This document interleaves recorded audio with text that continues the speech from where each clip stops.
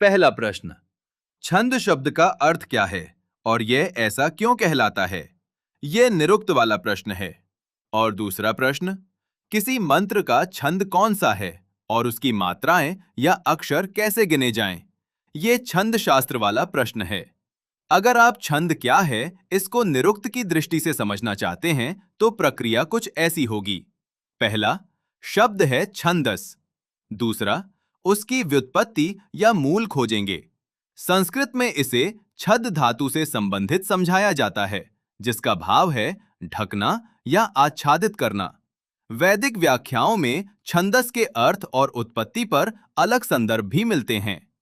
तीसरा, फिर पूछेंगे कि छंद को ऐसा नाम क्यों दिया गया। यही निरुक्त की सोच है, केवल अनुवाद नहीं बल्कि शब्द के पीछे की अर्थ रचना को समझना। और चौथा, उसके बाद छंद वेदांग में जाकर तकनीकी परिभाषा समझेंगे, यानी वैदिक मंत्रों की संरचना, कितने अक्षर, कितने पाद, किस क्रम में। उदाहरण के लिए प्रसिद्ध गायत्री छंद में सामान्यतः 3 पाद और 8-8 अक्षर होते हैं, यानी कुल 24 अक्षर। तो यहां अंतर बहुत उपयोगी है। निरुक्त पूछता है, छंदस शब्द का अर्थ और व्युत्पत्ति क्या है और ऐसा क्यों कहा गया? और छंद शास्त्र पूछता है, गायत्री, अनुष्टुप, त्रिष्टुप, जगती आदि छंद वास्तव में बनते कैसे हैं और पहचाने कैसे जाते हैं? इसे वेदांगों के पूरे क्रम में रखें तो और रोचक हो जाता है। शिक्षा बताती है इसे उच्चारित कैसे करूं।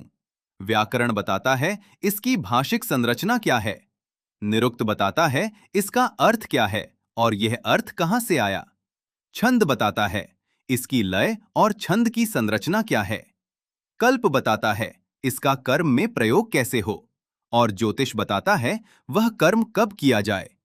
इस तरह 6 वेदांग अलग अलग विषय कम और वेद को समझने और उपयोग करने के 6 अलग उपकरण ज्यादा दिखाई देने लगते हैं।